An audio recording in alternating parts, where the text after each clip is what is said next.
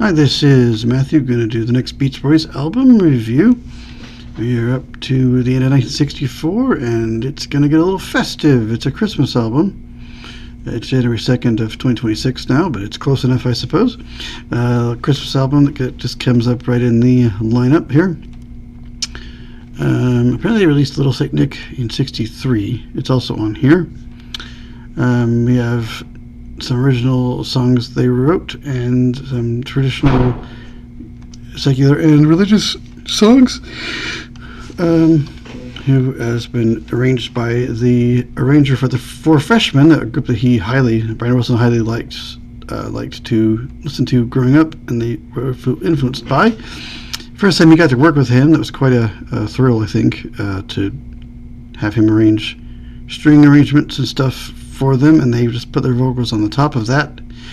So there's two sides. There's their side and then the traditional modern side of the album. And then it got put out again later in 77, which we'll get back to. They wanted to make an album then. It was rejected, so those got shelved, and then there was the Beach Boys' Ultimate Christmas album, which I have on CD. It's also in 91 as well, but my version is from 98, and I bought mine in 02. Probably still around. This is a very successful album for many years, and yeah. And so they took that album, they took the 70s cuts, a couple of alternate takes, and then a couple Toy Spot things, and then an interview with Brian Wilson, and put it all on a disc. And we'll go through see what we've got here. Some really great tunes on here. Great arrangements for everybody. We start with side one. We have Little Saint Nick, of course. Brian Wilson and Mike Love on vocals there. Then The Man with All the Toys, that was the single from the album. Very good song. I like that one. Nice arranging. That is Brian Wilson and Mike Love, and same on vocals for those guys. They were on both. And then we have Santa's Beard. That's a fun one.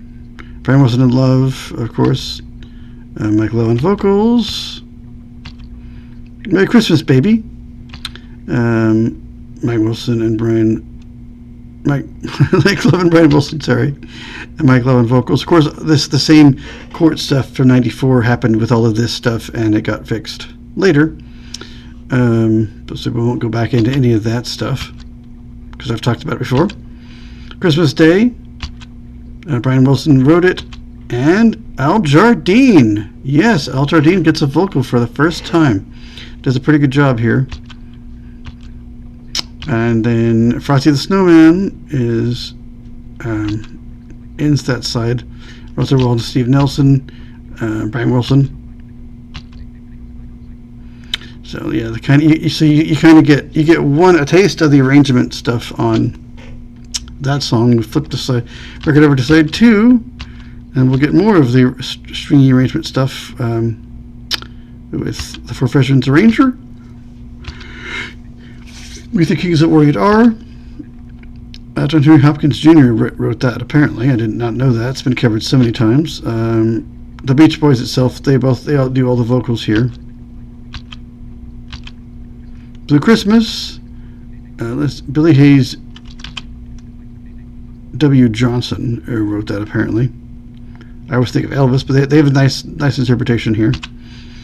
Brian Wilson on vocals, and then we have Santa Claus is Coming to Town. John Frick Hoots and Haven Gillespie apparently wrote that one. Brian Wilson and Mike Love on vocals here, and then White Christmas, of course, got to have that. Irving Berlin, of course, wrote it. Brian Wilson vocals, good stuff. I'll Be Home for Christmas. Kim Ann and Walter Ken Buckram or something like that. Brian Wilson did the vocals here. And then Old Lang Syne is traditional arranged by Brian Wilson. It's just them singing. It's really cool. It's a cappella. It's really nice. It just says, the Beach Boys and Dennis Wilson spoken. He speaks at the end. Dennis Wilson, which you Happy Merry Christmas and everything at the end of the song. So kind of fades down for him to talk over them. There's an alternate of that on here, and then a really interesting version of Little Saint Nick, and of course the single version of Little Saint Nick is also on here, on the bonus one. So we go down here to our CD Reacher bonus tracks, as I said, are going to be the following, which that's the one that I heard. I listened to the original album in mono and stereo, and then they had another one. Of course, it just seems to be like just the stereo version, and then it's like the one I have. So we come to the mono. Oh, apparently there was a mono Little Saint Nick, but that's not on the stream. The streaming version is the ultimate one, not this one. It says 91 remix, but it's not. But yeah, the mono version is streamable though. And then apparently it had the Lord's Prayer. Oh, that would have been cool. That's the B-side for Little Saint Nick. I do not have this version. Yes, we had that mono Little Saint Nick, then the Lord's Prayer. I'd like to find that one. Why didn't they put that on? Darn it. Brian Wilson arranged it just at the traditional. They all sing on it. That would have been cool to have heard, but it's not available to stream. Alternate take of Little Saint Nick mono. The run on the disc is stereo for that ultimate collection. Of course, all the same. And then we have alternate take of Old Lang Syne, which I talked about earlier, which is basically the same thing. And that was all for that one. Obviously, as I said, the 98 one had the single version of Little Saint Nick, also in stereo. Those two alternate takes that we just talked about, and it has two kind of toy drive commercial things. One is for the Crystal Ship in Portland, Oregon. I don't know. I guess it was a children's hospital. I'm not sure what the other one kind of was, but it's got... that was them just re-singing Little Saint Nick. The other one is Dennis Wilson talking about doing toys for kids, and then you have a little interview with Brian Wilson, obviously some strung together things from in between playing different songs, because he talks about different songs and how he came up with it, and talks about the Four Freshmen arranger guy and everything. But it's clearly some little clips that kind of have edited together to one big long thing. It's kind of neat. A little bit of the music on it too. That's in mono. The other ones are all stereo on that version. It's not listed here. I don't know why. I guess because it's totally a separate album. But it's a really nice album. A lot of people say it's the best Christmas rock album there's ever been. Of course, you still hear Little Saint Nick all the time. Man with All the Toys I've heard before on stations for Christmas. I think I've heard Frosty, I think, too. I think I've also heard Frosty. I'm sure other ones get scattered around, too, depending on where you listen to Christmas music at the time. But yeah, I guess one to listen to even now, or you can wait till next year for Christmas, or you even hear it now like I did, because it's still just right after New Year's Day, so it's all right. I don't have an issue there.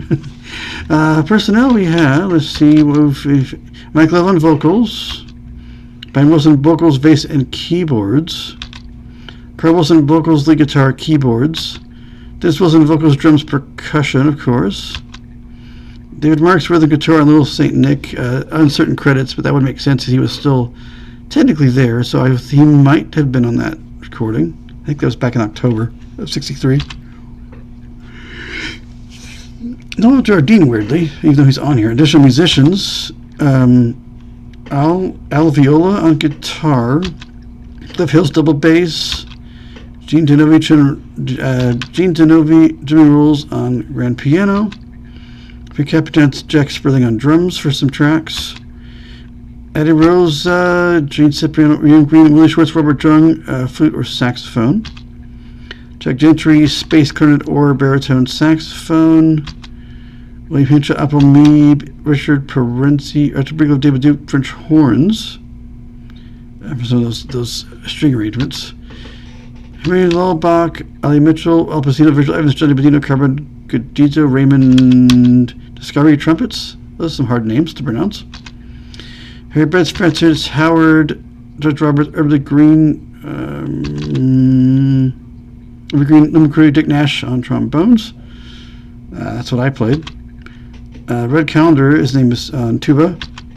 James Jetsoff, Robert Breen, Arnold Bellick, Robert